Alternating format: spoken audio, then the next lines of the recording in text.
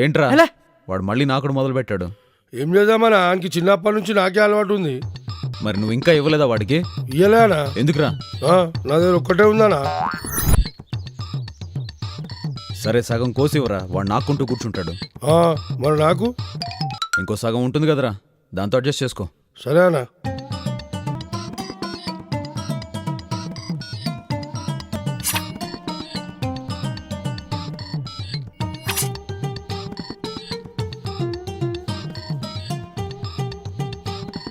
అట్రా నాకు చిచి